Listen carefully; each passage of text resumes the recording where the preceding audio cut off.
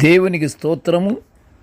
అనుదిన దేవుని వాక్య ధ్యానమునక ఈరోజు 2025 సంవత్సరము మే నెల 17వ తారీఖు. ఈరోజు ధ్యాన వాక్యము పరిశుద్ధ గ్రంథము నుండి మత్తయి సువార్త 6వ అధ్యాయము 12వ వచనాన్ని మనం ధ్యానించుకుందాము. ప్రియ దేవుని బిడ్డలారా, ధ్యాన వాక్యాన్ని పరిశుద్ధ గ్రంథము నుండి ఒకసారి చదువుకుందాము.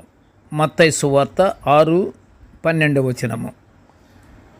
మా రుణస్థులను మేము క్షమించి ఉన్న ప్రకారము మా రుణములు క్షమించుము. ప్రియ దేవుని బిడ్డలారా, యేసు ప్రభు వారి ప్రశస్త నామములో మీకు శుభములు దీవెనలు కలుగునుగాక. ఈరోజు ధ్యాన వాక్యము ప్రభువు నేర్పిన ప్రార్థనలోని క్షమాగుణాన్ని మనము హృదయపూర్తిగా కానీ దాని గురించి మనము ధ్యానించుకోవాలని మనము ఆశపడుతున్నాము. పరిశుద్ధ గ్రంథములో ప్రేమ గురించి ఎంత విలువ ఇవ్వబడిందో, క్షమాగుణానికి కూడా అంతే విలువ కలిగి ఉంది. క్షమాగుణానికి ప్రేమకి ఎంత విలువ ఉందో, ధర్మశాస్త్రం అంతా ప్రేమే కదా, మరి క్షమాగుణము కూడా ధర్మశాస్త్రం అంతా క్షమాగుణమే. అయితే ప్రియ దేవుని బిడ్డలారా, క్షమించడము అనేది పరిశుద్ధ గ్రంథములో అనేకులు పాటించినట్లుగా పరిశుద్ధ గ్రంథము నుండి మనము తెలుసుకుంటున్నాము.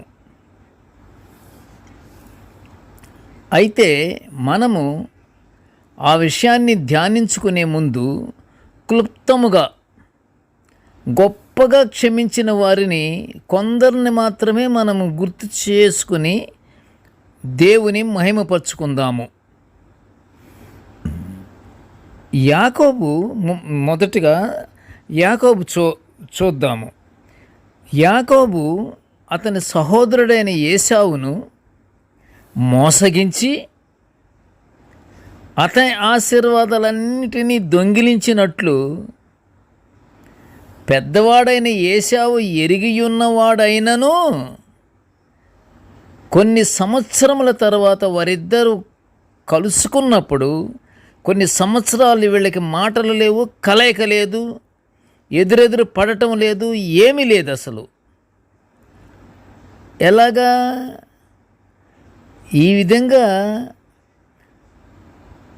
అతని సహోదరుడని ఏశావును మోసగించినట్లు తెలిసి కూడా యాకోబుకి వీళ్ళిద్దరు ఎక్కడ కలుసుకోవాలా. అయితే కొన్ని సంవత్సరముల తర్వాత వారిద్దరూ కలుసుకున్నప్పుడు ఏశావు తనను చంపుతాడేమో అని యాకోబు భయపడుతున్నప్పుడు ఏశావు తన చెయ్యి చాపి యాకోబును ప్రేమతో తన దగ్గరకు తీసుకున్నట్టు పరిశుద్ధ గ్రంథము సెలవిస్తుంది. హల్లెలూయా, దేవునికి స్తోత్రం. ఎంత గొప్ప విశేషము! యాకోబు ఏశావును మోసగించి ఆయన ఆశీర్వాదాలన్నీ ఇతను దొంగిలించి కొన్ని సంవత్సరాలు కూడా ఎదురెదురు పడకుండా కొన్ని సంవత్సరాల వరకు చాలా వీళ్ళ సంబంధాలకి గ్యాప్ పెట్టుకొని సంవత్సరాల తర్వాత ఎదురుపడినప్పుడు ఆ ఏశావును చూడగానే యాకోబు భయపడిపోయాడు, నన్ను ఎక్కడ చంపేస్తాడోనని. కానీ ఏశావు ఏం చేశాడు? తన చెయ్యి చాపి యాకోబును ప్రేమతో తన దగ్గరకు తీసుకున్నట్లు పరిశుద్ధ గ్రంథము సెలవిస్తుంది. అలాగే రెండవది, యోసేపుకు ద్రోహం చేసిన తన అన్నలను ఆ దేశములో క్షమించాడు. మూడవది యోబును చూద్దాం. యోబు తనను హింసించిన తన స్నేహితులను క్షమించాడు. నాలుగవది హోషేయ ప్రవక్త తనకు ద్రోహము చేసిన తన భార్యను హృదయపూర్తిగా క్షమించాడు, కుటుంబాన్ని ఏకపరుచుకున్నాడు. ఏ బిడ్డలారా, దేవుని బిడ్డలారా వింటున్నారా? అలాగే ఐదో వ్యక్తి తప్పిపోయి తిరిగి వచ్చిన కుమారుని తన తండ్రి క్షమించాడు. ఆరవది స్తెఫను తనకు మరణశిక్ష వేసిన వారిని క్షమించాడు. ప్రియ దేవుని బిడ్డలారా, మనకి బాధలు కలిగించిన వారిని కానీ, మనకి పోట్లాటలు ఉన్న వారిని కానీ మనము క్షమించాలో లేదో, ఇంతంత గొప్ప గొప్ప క్షమాపణలు కలిగినవి మనం వింటున్నాం కదా. మనము చూడాలి. 7 ఐటమ్ ఏంటంటే, ఆదిమ క్రైస్తవులు తార్సువాడైన సౌలుచే హింసింపబడ్డారు. చాలామంది సౌలు సామాన్యంగా హింసించల. ఆ హింసింపబడిన వారందరూ సౌలును ఒక్కసారిగా క్షమించారు. క్షమాపణ నేర్పిన యేసుక్రీస్తు మానవ పాపములకు విమోచన అనుగ్రహించటానికి తానే శిలువపై రక్తము చిందించాడు. అబ్బా, ఈ క్షమాపణ ఒళ్ళు గగుర్పాటు పొడిసే క్షమాపణ. దేవుడు పరిశుద్ధమైనటువంటి యేసయ్య జనుల పాపాల నుండి బంధ విముక్తుల్ని చేయటానికి ఏకంగా తన ప్రాణాన్నే అర్పించేశాడు. ఎంత గొప్ప సంగతి! ప్రియ దేవుని బిడ్డలారా, ఆలోచిస్తే ఒక్కసారి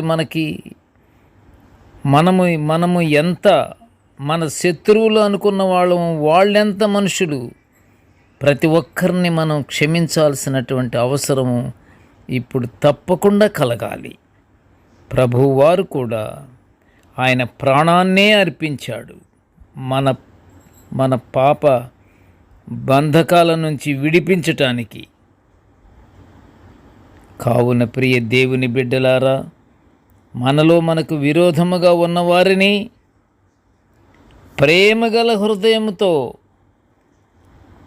ప్రభువు మనలను క్షమించిన ప్రకారము మనము కూడా ఒకరినొకరము క్షమించుకోవాలని పౌలు గారు ఎఫెసీ సంఘానికి వ్రాస్తున్నాడు. 4వ అధ్యాయం 32లో ఒక్కసారి మీరు చూడండి. ఆయన సంఘాన్ని ఆయన కోరుతున్నాడు ఒకరికొకరు క్షమించుకోవాలని.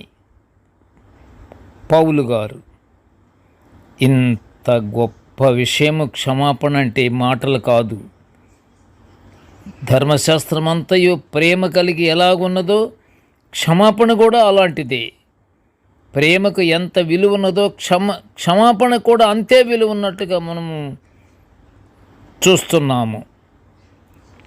కావున ప్రియ దేవుని బిడ్డలారా, మనము మంచిగా క్షమించే మనుషులుగా ఉండుటకై ప్రభువుకు ప్రార్థన చేసి పరలోక ఆశీర్వాదాలు పొందుకుందాము. ప్రార్థన చేసుకుందాము. కృపగల తండ్రి, జీవముగల నాయనా, నీకు స్తోత్రాలయ్యా. తండ్రి, నీ దివ్యమైనటువంటి వాక్యాలను మేము నిత్యము ధ్యానించుకునే గొప్ప భాగ్యాన్ని మాకు అనుగ్రహించినందుకు నీకు ఘనమైన స్తోత్రములు నాయన. ప్రభువా, నేటి ధ్యాన వాక్యమును వినుచున్న ప్రతి బిడ్డను ఆశీర్వదించయ్యా. ఇదిగో తండ్రి, ప్రతి ఒక్కరిని మేము ఒకరికొకరము ఎవరితో అయితే మేము విరుద్ధముగాను కోపముగాను ప్రవర్తించిన వారమయ్యుండగా, అలాగా కోపముగాను విరుద్ధముగాను ప్రవర్తించబడిన వారందరితో మేము క్షమించుకునే భాగ్యాన్ని మాకు అనుగ్రహించమని ఈ మనవులన్నీ యేసయ్య పుణ్యనామమున వినయముగా వేడుకొనుచుంటున్నాము తండ్రి. ఆమెన్. దేవుడు మనల్నందరినీ బహుగా దీవించుగాక. ఆమెన్. ఆమెన్.